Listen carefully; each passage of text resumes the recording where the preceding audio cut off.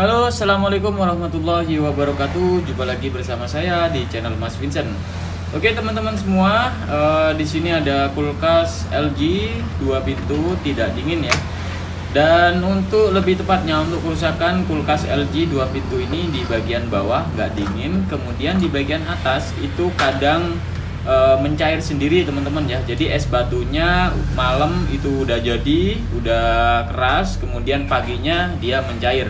Kemudian di siangnya itu kembali beku lagi ya. Dan kemudian untuk di bagian di pintu bawah itu keluar air ya. Biasanya kan nggak ada teman-teman ya. Jadi kalian bisa simak, siapa tahu di sini untuk kerusakan kulkas 2 pintu, siapa tahu ini sama. Tapi untuk caranya mengenai kulkas kerusakan kulkas 2 pintu itu semuanya caranya sama teman-teman ya. Oke, jadi di sini langkah awal yang kita harus cek itu di bagian freezernya teman-teman ya. Kalian bisa lihat di sini apakah ada pengeblokan bunga es ya. Kalau misalkan ada pengeblokan bunga es di bagian area dinding freezernya, itu rata-rata bisa jadi kipasnya yang tidak berputar, kemudian ada juga kerusakan di bagian sensor defrost, fuse, heater, dan juga saluran pembuangan. Dan yang terakhir itu kita cek di bagian timer teman-teman ya. Nah, karena di sini untuk pintu yang bawah juga kurang dingin, artinya ya kata orangnya sih bilangnya nggak dingin ya. Nah, tapi di sini saya pegang itu masih ada rasa dingin teman-teman ya. Kemungkinan di pagi hari mungkin ya nggak dingin sama sekali karena di bagian freezer itu nggak dingin ya, semuanya mencair. Oke, langkah yang pertama kita harus cek, pastikan dulu kipasnya berputar ya. Jadi kipas di sini di bagian lubang kisi-kisi itu kipasnya berputar. Kalau misalkan nggak berputar berarti cek kipasnya teman-teman ya. Besar kemungkinan ada kerusakan atau tidak. Nah, karena di sini nggak ada pengeblokan bunga es, jadi kita coba cek di bagian belakang ya. Jadi di sini kalian cek di bagian belakang di saluran pembuangan. Saya lihat di sini di bagian bak saluran pembuangan di sini kering ya. Jadi benar kata orangnya bahwa biasanya itu kulkas ini nggak terjadi keluar air ya di bagian depan, karena ya itu tadi karena di sini di saluran pembuangan airnya itu buntu teman-teman ya. Jadi sehingga di waktu selesai proses pendefrosan airnya itu ngalir ke depan, harusnya kan ngalir ke bagian bawah teman-teman ya. Oke, jadi di sini kita nggak perlu bongkar dulu untuk di bagian sini. Nanti kita akan coba cek di bagian freezernya teman-teman ya. Jadi kita akan coba cek di bagian kipas, karena kipas sudah berputar jadi nggak perlu kita cek. Yang kita cek nanti di bagian sensor defrost, fuse, dan juga heaternya teman-teman. Oke, di sini udah kita kosongin, jadi kita akan coba bongkar. Jadi ini harus kita bongkar ya. Kalau misalkan nggak dibongkar ya kita nggak bisa untuk memperbaiki kulkas 2 pintu ini teman-teman. Jadi di sini kulkas LG Express Cool ya, Express lah kayak gitu. Oke, tinggal kita geser. Kemudian setelah kita buka, di sini kan di bagian dinding itu ada baut, kalian bisa buka. Jadi di sini kita buka dulu untuk bautnya ya, supaya cover itu bisa kita lepas. Nah ini ya, ini bagi yang kulkas 2 pintunya yang bermasalah. Oke, nah di sini tinggal kita tarik ya, tinggal kita tarik aja pakai obeng. Nah di sini udah kelihatan ya, untuk kipasnya udah kelihatan. Jadi tinggal satu lagi, tinggal satu cover lagi yang kita harus buka ya. Oke, di sini tinggal congkel aja seperti ini. Karena di sini ada sekun ya. Jadi untuk masalah kulkas 2 pintu kalian bisa cek-cek ya, cari di video saya itu banyak banget. Oke, di sini sudah terlepas. Oke, jadi di sini kalian bisa lihat teman-teman ya. Jadi di sini nggak ada yang namanya pengeblokan bunga es, tapi kenapa kulkas ini bisa mencair ya, ataupun nggak bisa dingin ataupun nggak bisa beku. Nah, di sini kita akan coba lepas dulu untuk di bagian kipas. Oke, di sini kita lepas dulu. Nah, ini kita biar enak teman-teman ya. Jadi di sini ada heater. Jadi dia memakai heater yang elemen ya. Di bagian bawah itu pasti ada elemen kalau LG. Kemudian heaternya di sini lumayan ya, nggak bakalan rusak kalau heater kayak gini teman-teman ya. Sekarang kita akan coba cek di bagian fuse dan juga sensor defrost ya. Oke, di sini sensor defrost kita lepas dulu. Nah, ini sensor defrostnya teman-teman ya. Oke, di sini kita lepas. Nah, ini sensor defrost berembun ya, tapi kita pastikan juga karena di sini lebih tepatnya itu enak teman-teman ya, karena ini posisi sensor defrost dalam posisi dingin. Biasanya kalau sensor defrost udah dingin itu pasti dia akan tersambung ya. Oke, sekarang kita coba cek di bagian sensor defrost, kita sesuaikan warna. Oke, di sini nggak nyambung ya untuk sensor defrost, padahal sensor defrost ini dalam posisi dingin harusnya dia nyambung. Nah, ini sensor defrostnya ini sepertinya mati teman-teman ya, ataupun rusak. Kemudian kita coba cek di bagian fuse. Oke, kita cek di bagian fuse, di sini nyala ya, artinya tersambung. Nah, di sini kerusakannya itu letaknya ada di bagian sensor defrost dan juga saluran pembuangan ya yang buntu. Nah, jadi kita harus cek semuanya teman-teman. Kalau misalkan nggak kita cek di bagian sensor defrost, fuse dan juga heater, nah nanti percuma nanti teman-teman ya, karena setiap kerusakan tuh kulkas tuh pasti beda-beda ya. Ada juga yang memang benar-benar sensor defrostnya rusak, jadi ya kebetulan kalian langsung ganti sensor defrostnya. Jadi menurut saya kalian harus cek semuanya mulai dari kipas sampai ke timer teman-teman. Oke, jadi di sini kita langsung aja nanti kita akan ganti. Kemudian di sini di bagian saluran pembuangan. Nah, ini untuk sensor defrost juga teman-teman ya. Jadi sensor defrost ini ada yang model kapsul, ada juga yang model yang seperti ini, kotak seperti ini teman-teman ya. Jadi kalian bisa ganti aja yang universal, nggak masalah, tanpa ya menyamakan kode teman-teman ya. Jadi di sini kita akan coba siram di bagian evaporator, apakah keluar atau tidak di sini. Oke, di sini saya coba lepas dulu karetnya. Nah, kita siram nih. Oke, di sini kita siram itu nggak keluar ya, nggak keluar air sama sekali. Ini yang jelas keluarnya ke bagian pintu bawah. Nah, hanya netes-netes saja teman-teman ya. Oke, sekarang kita akan coba cek di bagian depan lagi. Nah, kita cek di bagian depan lagi. Di bagian pintu bawah itu ngalir ya, airnya ngalir ke depan seperti ini. Nah, ini yang dimaksud oleh tuan rumah teman-teman ya. Nah, ngalirnya seperti ini teman-teman ya. Nah, ini biasanya saluran pembuangan mampet. Nah, kalau mampet kayak gini ya kita harus tusuk boleh ya, kita nggak perlu bongkar lagi menggunakan kita bongkar evaporatornya, kita cukup menggunakan lidi aja teman-teman ya, karena kalian bisa lihat di situ ada lubangnya, lubang saluran pembuangannya, itu tinggal kita tusuk-tusuk aja ya. Ya besar kemungkinan ya karena kotor aja, kotor, lendir kayak gitu teman-teman ya. Nah, Oke, sekarang kita akan coba cek di bagian belakang. Ini teman saya coba pakai lidi, kita tusuk-tusuk teman-teman ya.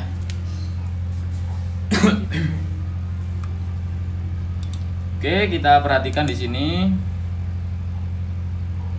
Oke, kita tusuk-tusuk itu yang di bagian freezer. Ini belum keluar ya. Oke, belum keluar. Padahal di sini kita siram, kita coba lagi ya menggunakan lidi. Kemungkinan lidinya kurang panjang tadi. Nah, kita tusuk aja, paskan ke lubangnya teman-teman ya. Nah, ini kita akan coba lihat di bagian belakang. Wah, itu ya, itu udah ngalir teman-teman ya. Nah, kita coba siram lagi. Apakah airnya deras? Ya, aduh, udah gede ya airnya yang ngalir. Nah, kalau udah seperti ini, udah nggak bakalan buntu teman-teman ya. Oke, jadi caranya seperti itu teman-teman ya. Cukup gunakan lidi aja. Kemudian kalau misalkan kalian kerepotan di bagian freezernya, kalian bisa tusuk-tusuk di area sini teman-teman ya. Tusuk-tusuk aja pakai lidi teman-teman. Oke, sekarang kita lanjut ke bagian pergantian sensor defrost ya. Kita ganti sensor defrost seperti sensor defrost pada umumnya teman-teman ya. Oke, saya rasa ini udah cukup ya, udah cukup. Kita akan coba siram-siram lagi, siapa tahu ini masih ada yang kotor. Oke, sekalian. Oke, udah cukup ya. Nah, cukup pakai lidi aja teman-teman ya. Ini permasalahan udah kelar nih. Oke, sudah selesai. Kemudian kita ganti yang namanya sensor defrost ya. Untuk penyambungan sensor defrost di sini mau bolak-balik nggak masalah teman-teman ya. Nah, ini kita akan coba mengganti. Kalau misalkan yang original tuh pasti ada nameplate-nya seperti ini. Itu kalau yang original. Tapi kalau yang biasa ya toko-toko elektronik menurut saya itu yang biasa teman-teman ya. Karena untuk yang ori itu pasti bawaan dari kulkas. Oke, di sini saya siapkan untuk sensor defrost yang baru. Kita akan coba potong di bagian ujung atas saja. Kita potong seperti ini. Dan kalian bisa siapkan teman-teman ya. Jadi untuk penyambungan pastikan menggunakan solasi bakar ya. Kita kupas saja seperti ini, kemudian tinggal kita sambung.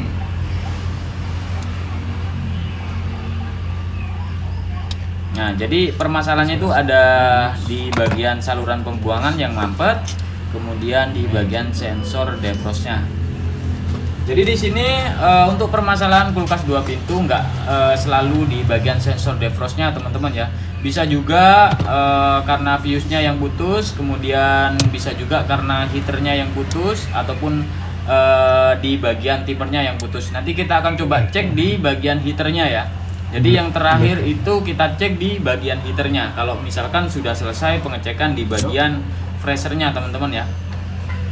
Oke, di sini saya menggunakan solasi bakar. Saya rasa sudah cukup ya. Tinggal kita pasang kembali di sini. Nah, di sini kita pasang kembali, kita rapikan kembali untuk kabel-kabelnya ya. Jadi ini kita rapikan. Posisinya mau. Tinggal kita pasang dan yang terakhir nanti kita akan coba cek di bagian timernya. Siapa tahu di sini timernya ada yang bermasalah atau tidak, teman-teman ya. Oke, di sini sudah hampir selesai untuk pemasangan sensor defrost. Kita kembalikan lagi ke posisi awal, teman-teman ya. Oke, jadi di sini sudah selesai kita pasang sensor defrost, kemudian selanjutnya kita pasang lagi untuk kipasnya ya. Nah, kemudian tinggal kita pasang lagi. Nah, seperti ini ya. Kemudian nanti yang terakhir kita cek di bagian timernya teman-teman ya. Nah, ini kalian bisa lihat untuk pengecekan timer seperti apa. Nah, oke, di sini kalian bisa perhatikan di sini teman-teman ya, untuk mengatur suhu kulkas di bagian fresher. Di sini di angka 7, artinya di fresher mark ya.